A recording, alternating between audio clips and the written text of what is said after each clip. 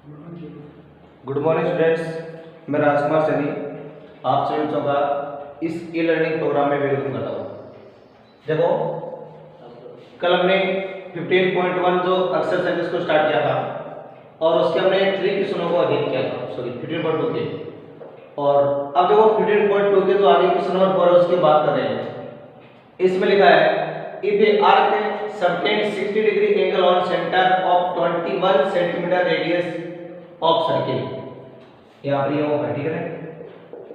और then find, अब आपको ये 3 चीजें फाइंड करनी है। पहले लेंथ ऑफ आर्क, फिर एरिया ऑफ सेक्टर, फिर एरिया ऑफ कॉरस्पॉन्डिंग सेगमेंट। तो देखो हम बात करते हैं यहाँ पे सबसे पहले फर्स्ट पॉइंट की बात करते हैं। तो देखो हमारे पास यहाँ पर रेडियस का मान है कितना आ रहा है 21 सेंटीमीटर आ रहा है, और जो थीटा है उसकी वैल्यू मेरे पास आ रही है 60 डिग्री। अब देखो सबसे पहले क्या करना, आपको लेंथ ऑफ आर्क निकालनी है, तो आप लिखोगे लेंथ ऑफ आर्क, और लेंथ ऑफ आर्क का मैंने आपको फॉर्मूला बताया है theta upon 360 into 2 pi r. अब यहाँ पर थीटा की वैल्यू मेरे पास आ रही है 60 अपॉन 360 इंटू 2, ये 22/7 हो गया, और रेडियस का मान आ रहा है 21। देखो 0 से 0 कैंसिल आउट हो रहा है, इसे 6 टाइम हो रहा है, 2 से 3 टाइम, और 7 से 3 टाइम, और 3 से 3, तो हमारे पास आ गया 22 सेंटीमीटर, जो कि लेंथ ऑफ आर्क इसलिए सेंटीमीटर में आएगी। उसके बाद वो सेकंड पार्ट में क्या पूछा आपसे, सेकंड पार्ट में पूछा आपसे एरिया ऑफ सेक्टर, तो आप लिखोगे एरिया ऑफ सेक्टर। अब सेक्टर का एरिया निकालने का आपने फॉर्मूला बताया है theta upon 360 into pi r square. Here we have no theta is 60 अपॉन 360 और pi is 22/7 and radius is 21 into 21. We have know that 0 is cancelled and 6 divided 36 equals 6 time, and 2 divided 11 time and 3 time, 7 3 time 3 cancelled, and we get 11 into 21 1 and 23 231 centimetre square. तो ये आपने क्या find कर लिया है, area of जो sector वो आपने प्राप्त कर लिया है। अब देखो थर्ड पार्ट में आपको प्राप्त करना है क्या, एरिया ऑफ कॉरस्पॉन्डिंग सेगमेंट का बात करना आपको, एरिया ऑफ कॉरस्पॉन्डिंग सेगमेंट। और कॉरस्पॉन्डिंग सेगमेंट का जो फॉर्मूला है वो मैंने आपको बता रखा है theta upon 360 into pi r square minus r square upon 2 sine theta. अब यहाँ पर आपको सारी वैल्यू रखनी है, तो थीटा तो मेरे पास आ रहा है कितना 60 अपॉन 360 इंटू पाई की वैल्यू मेरे पास आ रही है 22/7 एंड रेडियस आ रही है मेरे पास 21 इंटू 21 माइनस 1/2 21 एंड साइन 60। अब इसको आगे आप सोल्व करोगे, ये कैंसिल हो रहा है 6 टाइम, एंड ये 2 से 11 टाइम, 3 टाइम, 3 से 7 7 कैंसिल, ये तो आ गया 11 21। उसमें देखो वो हो गई 441/2, और उसकी वैल्यू होती है √3/2 होगी। जब आप टेबल में देखोगे ना sin 60 का मान आपको √3/2 मिलेगा। जो टेबल है ये आपको मैंने बना के बता रखी है, ये आपको वहीं इन्हीं वीडियो में मिल जाएगी बनाएगी, टेबल बनाने में आपको बता रखी है। अब ये तो मेरे पास क्या आ गया 231 आ गया, माइनस ये मेरे पास है 441 इंटू 1.732 अपन में आ रहा है 4, यानी जो √3 है उसकी वैल्यू आपको ये रखनी है। अब आप पहले क्या करेंगे, आप 441 को 1.732 से क्या करेंगे, मल्टीप्लाई करवाएंगे, तो आपका पास आ रहा है 2371। 4 सेकंड पर आ गया 8, फिर 12 है कैरी 1, और 29, फिर कैरी 2 आ गई, और 6 हो गया। उसके बाद में इसे बनेगा 8 2 9, सॉरी यहाँ पर ये क्रॉस में करनी 8 2 9 और ये 6, तो आ रहा 2, फिर कैरी 1, और उसके बाद में क्या आ गया हमारे पास 8 16 2 18 कैरी 1 10 11 और 13 कैरी 1 16 कैरी 1 7, तो आपके पास ये वैल्यू आ गई यानी 231 माइनस, अब पॉइंट का पता करना है, याद रखना आपको 763.812 अपॉन में आ रहा है 4। अब ये तो आ रहा है सेम एक बार।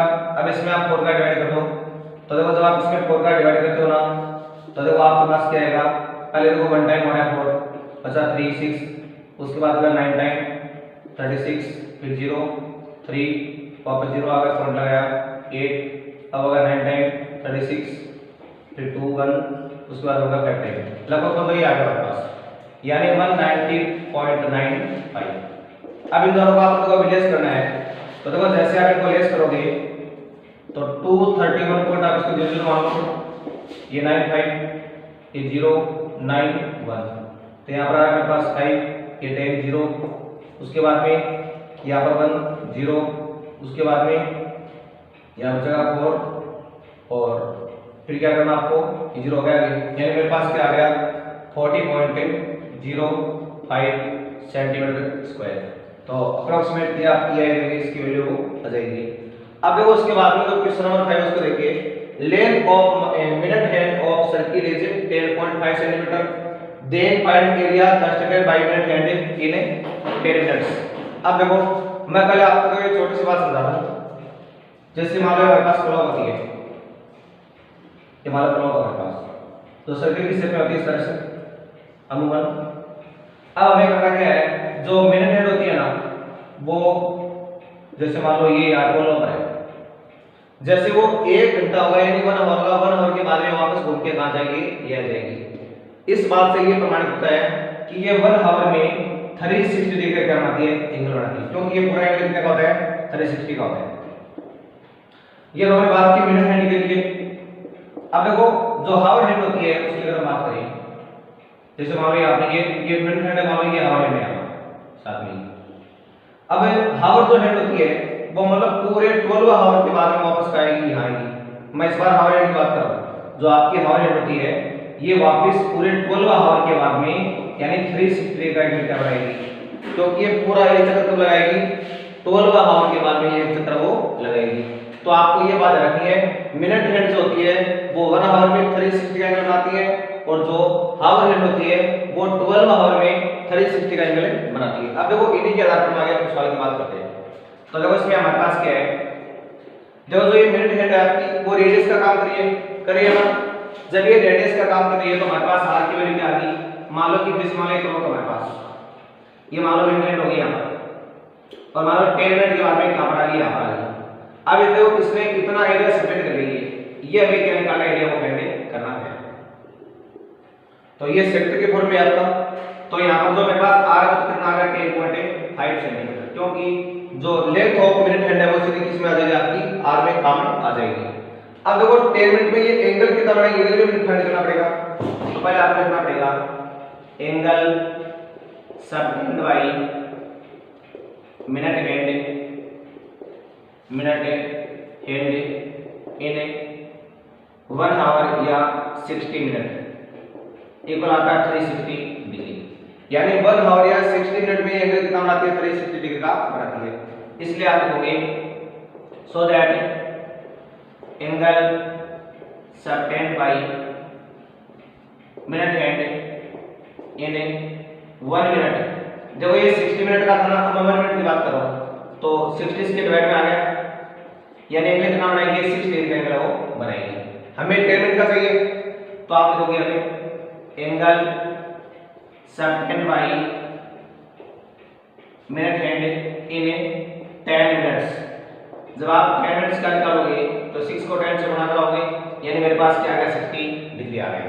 तो ये आपने क्या फाइंड कर लिया, ये तो आपने जो एंगल है वो आपने फाइंड कर लिया है। अब देखो इसका सॉल्यूशन कैसे निकालोगे आप, तो देखो मैं ये वाला जो ये प्रश्न है इसको देखो मिटा रहा हूं, इसको आप नोट कर लेना।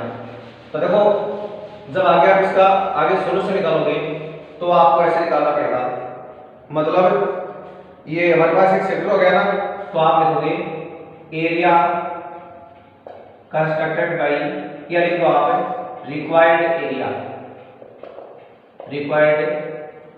Area of sector. अब जो सेक्टर बन रहा है उसका आपको रिक्वायर्ड एरिया निकालना है, तो यहाँ पर आप सेक्टर वाला फॉर्मूला काम लेंगे, theta upon 360 into pi r square.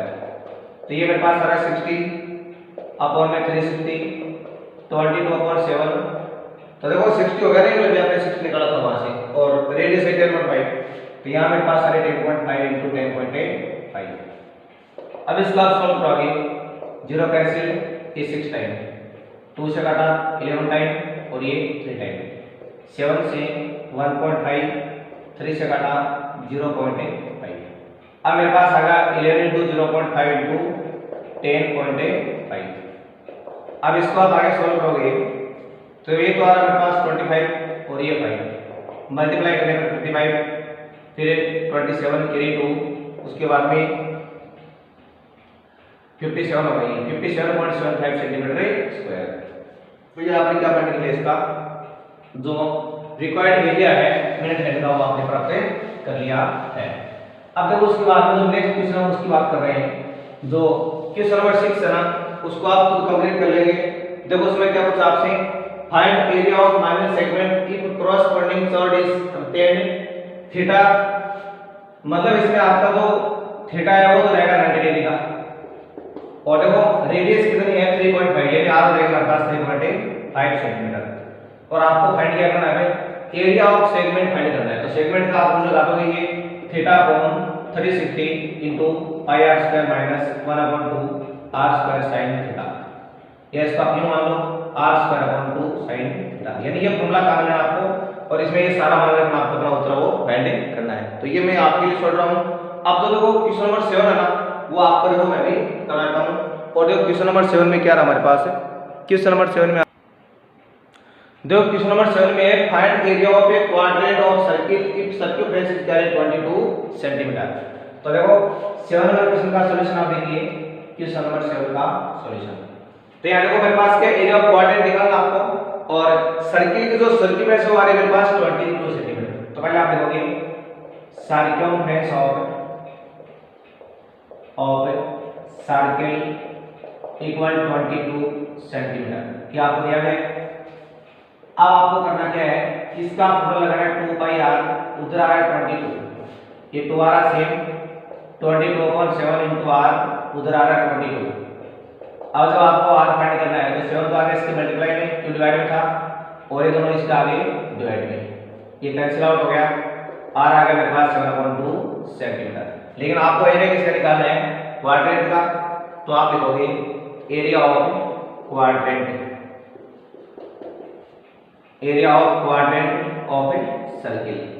तो सर्किल के क्वाड्रेंट का फॉर्मूला पढ़ा आपने 1/4 पाई आर स्क्वायर, ये आप लगा दोगे, तो यहाँ 1/4 आ गया सेम, पाई आ रहा मेरे पास 22/7, और रेडियस मेरे पास आ रही है 7/2। आप देखो एक तो आगे 2 काट दोगे, 2 से काट दोगे 11 टाइम, ये 7 आ रहा कैंसिल, तो ऊपर तो आ रहा मेरे पास, नीचे आ रहा 4/2, तो 77/8 सेंटीमीटर स्क्वायर। तो ये आपने क्या प्राप्त कर लिया है, एरिया ऑफ क्वाड्रेंट आपने प्राप्त कर लिया है। अब अगला प्रश्न, तो डियर स्टूडेंट्स अब क्वेश्चन नंबर 8 में आगे, length of a hour hand of clock is 5 centimetre, then find area of corresponding sector measuring by hour hand in 7 minutes. अब देखो अभी मैंने आपको कुछ देर पहले मिनट हैंड के बारे में बताया था, अब देखो आप हावर हैंड के बारे में, मैं देखो एक बार आपको दोबारा समझा दूं। मिनट हैंड जो होती है वो 1 आवर के बाद में अपना एक रोटेशन पूरा कंप्लीट करती है, यानी 360 डिग्री का एंगल बनाती है 1 आवर के बाद में मिनट हैंड है। और जो हावर हैंड होती है वो हर 12 आवर के बाद में अपना एक रोटेशन कंप्लीट करती है, यानी 12 आवर के बाद में, यानी अपना 360 डिग्री का एंगल बनाती है। कौन सी, हावर हैंड। तो ये बातें आपको ध्यान रखनी है। तो हम यहाँ पर हावर हैंड की बात कर रहे हैं, तो आप लिखोगे angle making by hour hand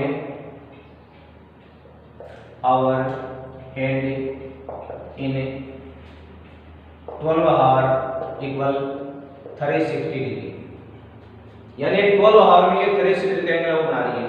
उसके बाद में so angle making by hour hand in 1 hour, तो ये बनाएगी 360/12 है, यानी 30 डिग्री का। ये 1 आवर में 30 डिग्री एंगल बना रही है।